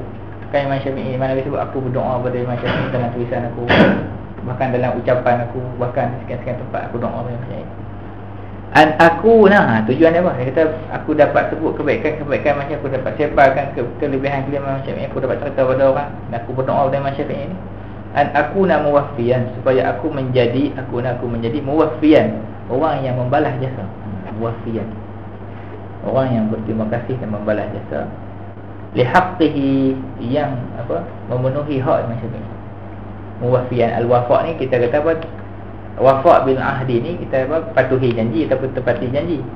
Wafa' ni balas balik hak Imam Syafi'i. Au ba'd haqqihi, ataupun kalau seorang-orangnya ya Allah kata dapat balas jasa sepenuhnya, dapat balas sebahagian ba'd. Au ba'd haqqihi, sebab lam kan, li ba'd haqqihi alayya. Hak Imam Syafi'i ke atas aku, sebagai tanggungjawab anak murid, kita akan sebarkan kebaikan guru kita, kita akan doakan guru kita, dan kita akan sebut kebaikan-kebaikan guru kita. Sebab apa? Sebab apa Imam Nawawi sebut tu? Lima wasalani min kalamihi wa ilmihi, sebab sampai ilmu Imam Syafi'i dan ucapan Imam Syafi'i kepada aku. Bila sampai ilmu Imam Syafi'i dan sampai ucapan Imam Syafi'i kepada Imam Nawawi, Imam kita aku dapat manfaat daripada ucapan dan ilmu Imam Syafi'i. Wa tafa'tu bihi, dan aku mengambil manfaat daripada ucapan-ucapan dan juga ilmu-ilmu Imam Syafi'i. Wa ghairi zalika min wujuhi ihsanihi ilayya, dan lain-lain lagi lah. Wa ghairi zalika, dan lain-lain min wujuhi ihsanihi, daripada kita kata apa, pelbagai bentuk kebaikan Imam Syafi'i ilayya, kepada aku. Radhiyallahu anhu wa ardhah, semoga Allah beri keredaan kepadanya dan meredai Imam Syafi'i. Wa akrama nazal wa akrama nuzulahu, Allah Ta'ala memuliakan tempat dia dikebumikan. Wa maswah tu tempat dia dikebumikan, dan tempat dia dibaringkan lah. Maswah tu tempat makam Imam Syafi'i lah. Wa jama'a baini, tu mana doa pula, ya Allah himpunkanlah aku, baini wa bainahu, himpunkanlah aku dengan Imam Syafi'i, ma'ahbabina, dan juga dengan orang-orang yang kita kasih, fi dari karamati, pada syurga kamu ya Allah. Dar ni tempat ataupun rumah, karamati tempat kurniaan Allah, syurga lah. Wa nafa'ani bintisabi ilaihi, ya Allah berilah manfaat pada aku, bintisabi ilaihi, dengan aku menisbahkan diri aku kepada Imam Syafi'i. Maksudnya menisbahkan diri kepada orang alim tu satu kehormatan. Kita bukan kita nak bangga diri. Sekarang ni baru saya nampak kenapa guru kita akan sebut juga aku Asy-Syafi'i. Ada pun aku Al-Asy'ari. Ada aku Al-Azhari. Nisbah tu orang kata kita layak, tapi kita nak sebut, kita nak letakkan, kita nak ikat diri kita dengan tokoh-tokoh ni, supaya isu-isu orang tak angkatkan kita, bangkitkan kita dengan orang alim. Dan saya sendiri kalau sebut nama, saya akan sebut Asy-Syafi'i. Bukan sebut nama Allah, tulis. Kalau tulis atas kertas, orang minta sanad ke apa-apa, dengan tulis akan sebut Asy-Syafi'i. Al-Ash'ari, Al-Azhari. 3 ni. Al-Azhari tu bukannya layak pun. Jadi sebab nisbah kita nak, semoga Allah bagi manfaat dunia dan akhirat, kita nisbahkan dia itu di tempat banyak. InsyaAllah kalau kita doa kita masuk ke kalangan tu, InsyaAllah. Saya tak layak, tapi InsyaAllah lah, adalah sedikit silsilah yang ambil daripada syekh-syekh sampai pada mazhab Syafi'i. Sanad mazhab Syafi'i itu ada, tapi bukanlah orang yang sepatutnya lah. Cuma dia bersambung kita ni, InsyaAllah lah, berkat syekh-syekh tu sambung. Saya ni jadi tali penghubung aja. Dan bab soalan mengaji dan faham mazhab Syafi'i sekat mana mampu, dan juga nisbah tu. Wajama'a baini wa bainahuma ahbabina fi dari karamatihi wa nafa'ani bintisabi ilaihi wa intima'i ila suhbatihi. Intisab, kita nisbahkan diri bagi mazhab Syafi'i, dan juga intimak kita kepada mazhab Syafi'i.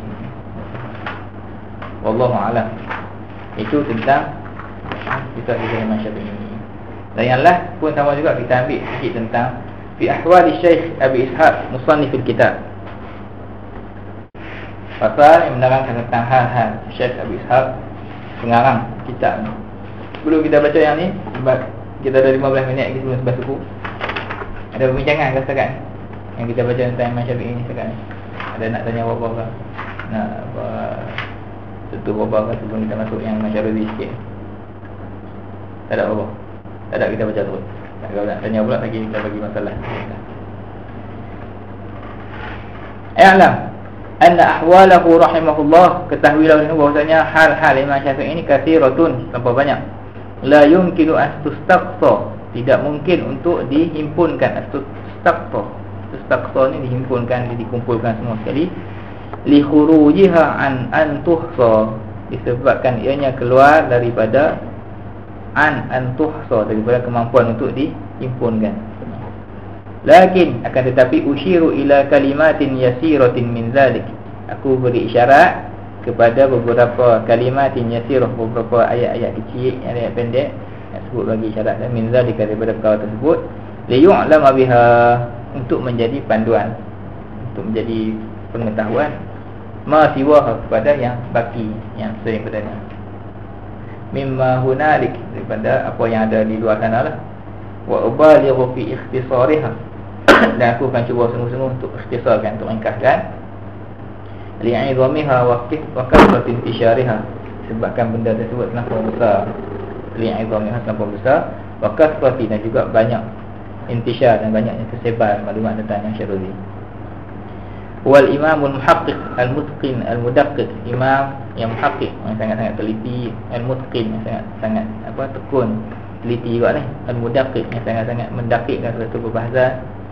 Dzul funun minal ulumil mutakatsirat, pemilik yang menguasai, orang yang menguasai berbagai cabang ilmu. Dzu, pemilik kan, kita kata orang yang menguasai, al-funun, berbagai bidang, minal ulum, daripada ilmu-ilmu, al-mutakatsirat, yang banyak, ilmu yang banyak.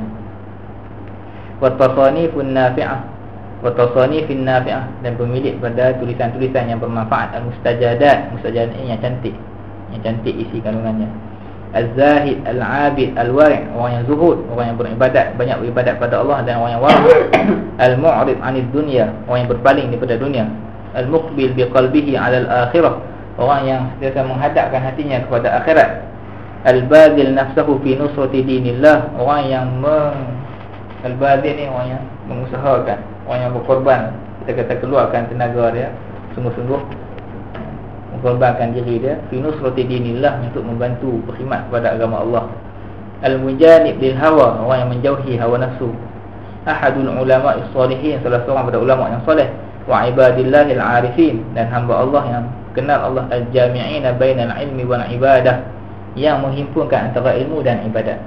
Jarang kita nak jumpa orang macam ni. Al-wari' waz zahadah, dan menghimpunkan di antara kewarakan dan juga kezuhudan.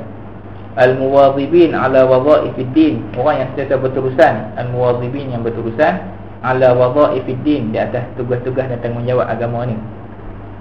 Maksudnya ibadat dan besok wadha'if din, wirid-wirid, zikir-zikir, amal soleh. Wattiba'i hadi sayyidil mursalin sallallahu, dan juga mengikuti petunjuk hadiun, petunjuk penghulu segala rasul sallallahu. Wa radhiyallahu anhum ajma'in, wa ta'ala meridai mereka semua itu, yakni sahabat-sahabat Rasulullah, para ulama semua. Abu Ishaq Ibrahim, namanya Abu Ishaq Ibrahim Abu Ishaq Ibrahim bin Ali ibn Yusuf ibn Abdullah Asy-Syairazi Al-Fairuzabadi rahimahullah wa radhiya anhu. Mansub dinisbahkan ila Fairuzabad. Fairuzabad ni nama tempat. Ila Fairuzabad min bilad Syiraz, pada negeri Syiraz.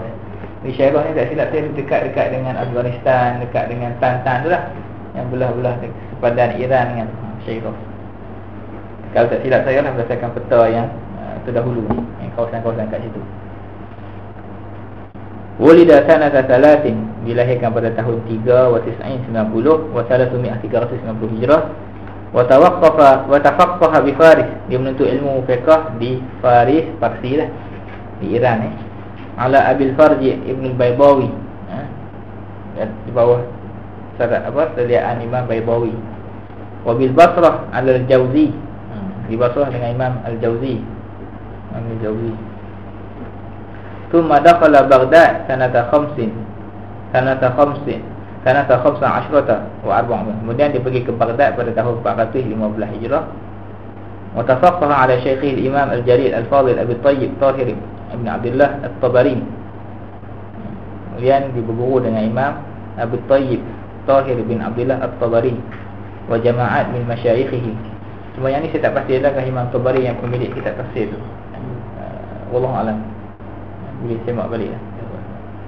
Wa jama'at min masyayikh, dan beberapa orang lagi lah masyayikh-masyayikhnya al-ma'rufin. Kemudian disebutlah nama guru hadisnya. Sebut nama guru hadis. Wa sami'al hadis 'ala al-imam al-faqih al-hafiz Abi Bakr al-Burqani wa Abi Ali bin Syazan wa ghairihim min a'immatil masyhurin. Maksudnya semua, kalau kita perasan dekat ni, semua ada guru. Guru dalam segenap bidang. Guru fiqh dia ada, guru hadis pun dia ada. Tak ada kita jumpa orang alim yang dakwah kata dia tak pernah guru, dan dia kata guru tak penting. Mesti dia ada tempoh yang cukup duduk dengan guru yang pakar dalam bidang tersebut. Wara'a Rasulullah sallallahu alaihi wasallam Imam Syafi'i sebut ni, Imam Nawawi sebut kisah ni. Dia tengok Imam Asy-Syirazi dapat melihat Rasulullah dalam mimpi. Faqala lahu, Rasulullah sebut pada Imam Asy-Syirazi, Syekh. Rasulullah panggil dia Syekh. Wahai Syekh. Rasulullah panggil dia Syekh. Fakana yafrah, dan Imam Syirazi berasa sangat seronok. Wa yaqul, dan dia menyebut, Sammani Rasulullah sallallahu alaihi wasallam Syaikhun. Rasulullah panggil aku dengan Syekh. Satu kemuliaan lah. Subhanallah.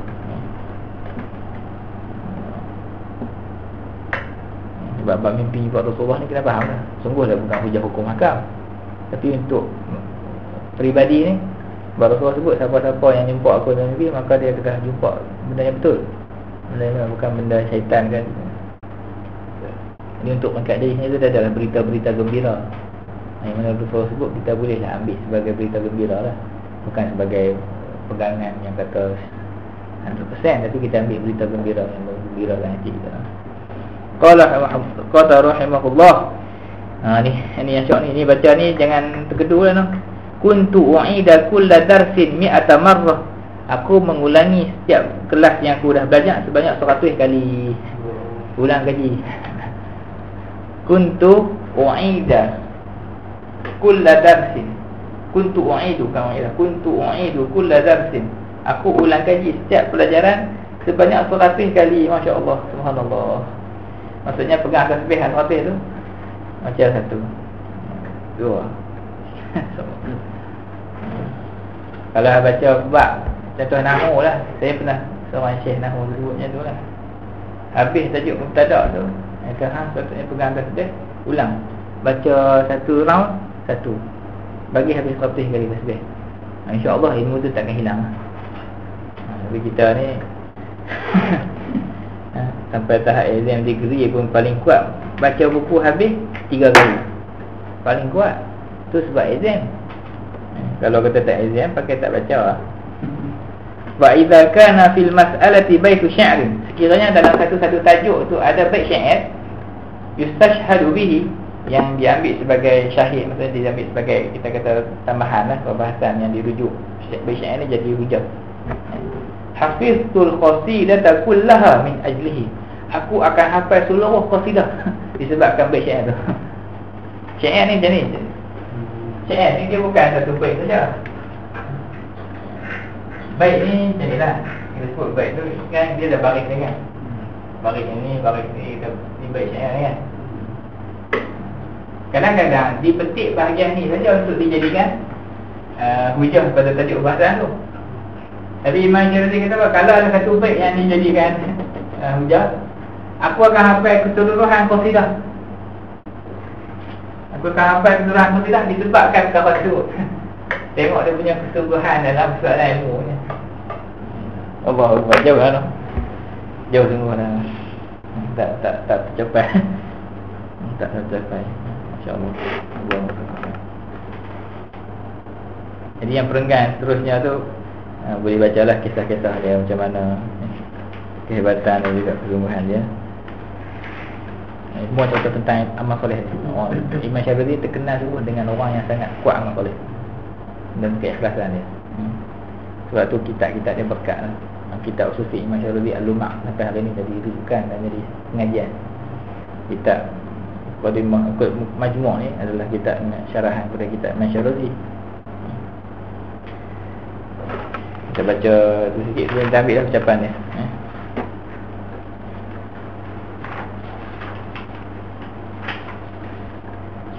Kita ambil ucapan-ucapan. Kita dah baca. Dia macam tu juga Imam Nawawi sebut kisah-kisah yang berkaitan dengan diri.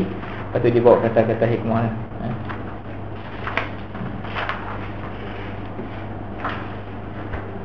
Kita ambil yang perenggan yang selepas pada bait-bait syair tu. Kita ambil wa nuqila anhu 1, 2, 3 tu kan. Wa nuqila anhu ni buat baris selepas pada 1, 2, 3 yang syair-syair tu. Betul-betul lepas syair tu surat 38 tu. Wa nuqila anhu rahimahullah, dinakalkan daripada Imam Syarazi rahimahullah. Qala, disebut bada'tu fi tasnifil muhadzab, aku mula karang kitab muhadzab ini sanata 55 wa 400 pada tahun 455 Hijrah. Aku mula karang kitab muhadzab ini ketika tahun 455 Hijrah. Wa faragtu, dan aku selesai karang kitab ini yaumal ahad, pada hari Ahad, akhir Rajabin, pada penghujung Rajab, sanata 90, tahun 99 wa 400. Kalau kita kira berapa puluh tahun Syekh karang kitab muhadzab ni? 44 tahun. 44 tahun. Maksudnya dia, kalau kita bahasa kita ni, dia buat tesis PhD dia untuk pastikan ketepatan dan buat kajian yang menyeluruh ni selama 44 tahun. Tapi orang yang macam tu masih merendahkan diri dan masih tak angkat diri, kata dia berdabik dada kata orang alim berapa. Kita baru tulis PhD 4 tahun setengah, 5 tahun, lepas tu merasa alim lebih pada orang kan. Imam Malik sekarang Muwatta selama tempoh 16 tahun. Dia semak, dia betulkan, dia kurangkan, dia buang, dia ringkaskan. Imam Nawawi karang Minhaj sampai tahap dia boleh buat bandingan jumlah huruf yang dikurangkan berbanding dengan kitab asal. Imam Nawawi karang Minhaj yang Sufi mazhab Syafi'i ini, fiqh Syafi'i, ringkasan kepada kitab Muharrar. Kitab Muharrar ni kitab kitab Imam Rafi'i, buat ringkasan. Imam Nawawi buat kerja ringkas sampai tahap dia boleh bezakan berapa perkataan yang kurang daripada Imam Syarazi. Maksudnya buat kerja dulu. Kita kata hasil ilmiah yang betul-betul teliti. Jauh lah. Perempuan kita dengar kita dapat lah. Saya suruh buat kita menghidu lah. Kita tak boleh nak buat apa, tapi boleh hidu lah. Bau wangi-wangian nilai ilmu di kalangan ulama terdahulu ni. Tuwfiya rahimahullah di Baghdad Yaumul Ahad. Meninggal, Syekh meninggal pada hari Ahad. Waqila Lailatul Ahad, disebut setengah-setengah pendapat sebut malam Ahad. Al-Hadi wal 20, 21 Jamalil Akhir min Jumada al-Akhir. Waqila al-Ula, ada yang sebut Jamadil Ula, ada yang kata Jamadil Akhir, ada kata Jamadil Ula. Sanata 60 wa 400, tahun 400. Tahun 400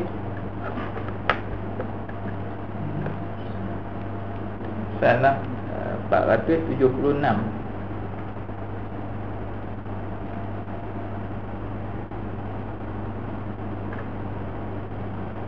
Sana tengok balik. Ada ralat ni. Ralat cetakan.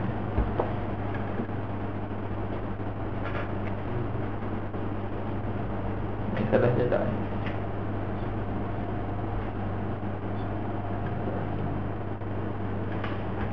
Ni betul kan ni. Silap tadi, bukan 44 tahun lah. Yang watis'in tu wasittin. Dia 15 tahun. 14 tahun. 469. Yang menulis mengarang tu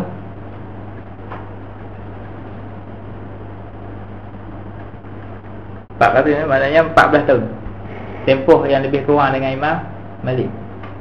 Allah, 16 tahun karang Muwatta. Imam Syarazi karang Muhazzab 14 tahun. Jadi 44 tahun tu salah. Cetakan salah 469. Bukan 400. Kena tengok cetakan tu lah. Lari cetakan. Alhamdulillah ada cetakan lagi satu.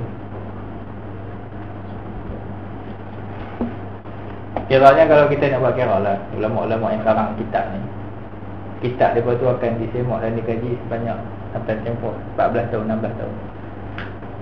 Imam Ramli, Imam Zakaria Al-Ansari yang kita mazhab Syafi'i ni, disebut dia habis karang Syarah Minhaj. Dia ambil anak murid dia yang alim-alim 300 orang, buat semakan sebanyak lebih daripada 50 kali baca berdawai sampai habis. Dia dah habis karang dah Syarah Minhaj tu, Imam Ramli. Dia himpun anak murid dia 300 orang yang alim-alim, baca berdawai sampai habis sebanyak 50 kali. Sesi baru lepas tu dia bagi izin untuk disebarkan. Kita pun zaman ini banyak, semua orang nak tulis, semua orang nak cakap, semua orang nak ni. Keadaan tak ada ketelitian dan ketepatan. Yang hujung tu kita baca sikit. Fahadhihi ahrufun yasiratun min ba'di sifatihi. Fahadhihi dini ahruf ni ahrufin yasirah, beberapa petikan kecil lah. Min ba'di sifatihi, pada sebahagian sifatnya. Asyartu biha ila ma siwaha, aku buat isyarat saja. Ila ma siwaha, kepada yang selain daripadanya. Min jamili halatihi, daripada kecantikan hal-hal yang keadaan Imam Syarazi ni. Wa qad basattuha fi tahdzibil asma' wal lughat, aku dah panjangkan, aku dah huraikan secara mendalam pada kitab Tahdzibil Asma' wal Lughat, wa fi kitab Tabaqatil Fuqaha, dan juga pada kitab Tabaqatil Fuqaha. Rahimahullah wa radiya anhu wa ardahu wa jama'a baini wa bainahu, wa Allah himpunkan aku dan Tuan Syekh wa sa'iru ashabina fi dari karamati, dan juga seluruh wasairi ashabina, dan juga seluruh kekasih-kasih sahabat-sahabat kita dalam syurga Allah Ta'ala. Wa qad ra'aitu an uqaddima fi awalil kitab fusulan, aku berpendapat untuk mendahulukan pada awal kitab aku ni beberapa fasal. Takunu li muhassilihi wa ghairihi min talibi, dia akan menjadi li muhassilihi, bagi orang yang menghasilkan apa yang aku sebut tadi, menghasilnya faham dan dapatlah. Wa ghairihi min talibi, dan selain daripada orang yang menghasil daripada penuntut ilmu anak murid tu, jami'al ulum, bukan talibi ni, talibi anak murid ni, min talibi jami' penuntut seluruh ilmu. Imam Syafi'i nak sebut, kata bila orang dapat ini, isi yang awal-awal ni, sama ada dia menuntut kitab mazhab ataupun menuntut ilmu lain, min talibi jami' ulum wa ghairiha min wujuhil khair zukhran wa usulan, dan juga orang-orang yang bukan kalau kita kategori untuk ilmu pun, tapi orang yang nakkan kebaikan, dia akan dapati apa yang bukan sebut nanti ni, zukhran, sebagai simpanan yang bernilai buat ni. Maksudnya perenggan yang awal-awal ni bukan khusus untuk ilmu saja, dia akan bermanfaat pada semua orang golongan, dan akan menjadi usul kepada dia sebagai terah pegangan hidup dia. Wa ahrif, dan aku akan berusaha sedaya ma'al idah, untuk menjelaskan, ala ikhtisariha, untuk bagi ringkas dan juga bagi jelas. Wa hazbil adillati wa syawahid, dan aku akan hazahkan dalil-dalil dan juga syahid-syahid daripada syair-syair fi mu'dhamiha, pada semua kebanyakan tempat, Khaufan min intisyariha, aku bimbang sebab takut mencapah dia punya bahasa ni. Kita nak fokus. Musta'inan billahi, agar aku memohon bantuan daripada Allah, bertawakkil dan bertawakal kepada Allah, mufawwidhan amri ilaihi, aku akan serahkan urusan kepada Allah.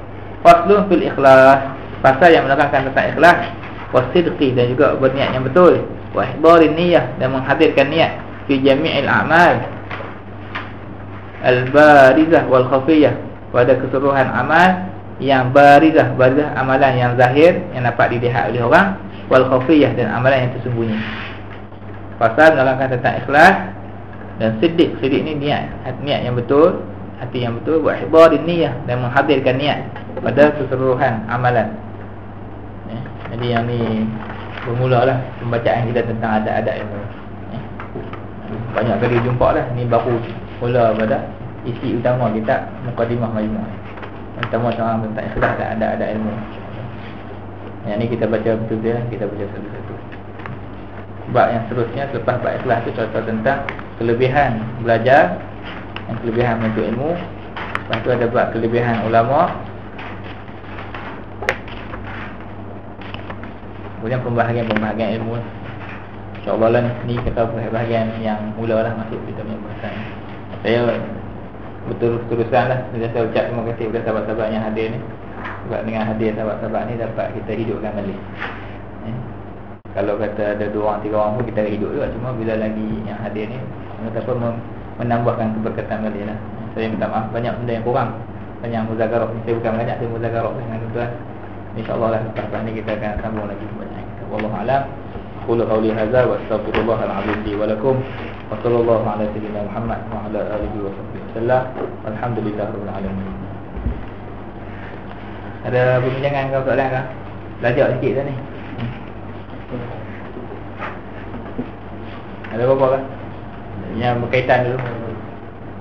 Tak ada yang berkaitan, baru kita buka pada yang tak berkaitan. Allah. Nah, ini berapa bulan kita?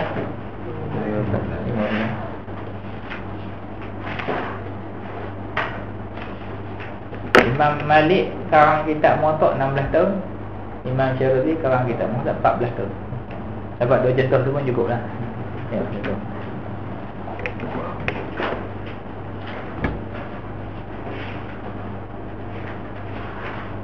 Yang penting, saya ingat poin yang penting tu apa? Ulama besar hadis mengiktiraf keilmuan Imam Syafi'i dalam bab hadis. Itu penting tu. Itu guna hujah penting tu. Imam Khuzaimah kata Imam Syafi'i tidak ada hadis yang Imam Syafi'i tak tahu. Ini tokoh kepada seluruh ulama hadis. Dapat 2-3 maklumat ni pun saya rasa cukup lah untuk malam ni. Allah a'lam. Ada apa-apa kan? Saya tanya lagi tak ada tutup ni. Tutup balik dengan selawat. Allahumma salli afdala salatin ala as'adi makhluqatika sayyidina Muhammad wa ala alihi wa sahbihi wa sallim adada ma'lumatika wa midada kalimatika kullama zakaraka zakiruna wa ghafala an dhikrihil ghafilun. Allahumma salli afdala salatin ala as'adi makhluqatika sayyidina Muhammad wa ala alihi wa sahbihi wa sallim adada ma'lumatika wa midada kalimatika kullama zakaraka zakiruna wa ghafala an dhikrihil ghafilun. Allahumma salli afdala salatin ala as'adi makhluqatika sayyidina Muhammad wa ala alihi wa sahbihi wa sallim adada ma'lumatika wa midada kalimatika kullama zakaraka zakiruna wa ghafala an dhikrihil ghafilun. Baik, tuan jazakumullah khairan jazak. Assalamualaikum warahmatullahi wabarakatuh. InsyaAllah kelas akan datang kita akan baca bab ikhlas. Agaknya dapat habis dalam satu kelas. Jadi tak tahulah macam mana kan. Kalau ikut susunan dia hari Selasa, 2 minggu lagi tu kita kena minggu Selasa yang kelima. Jadi tak ada kelas lah. Kita akan jumpa Selasa yang pertama, Selasa yang pertama, minggu yang lepas tu. Kadang-kadang kan sebulan tu dia kena time Selasa tu dah 5 kali, kita tetap 1 dan 3 lah. 1, 3. 1, 3, 1, 3. Yang 5 tu cuti lah. Jalan.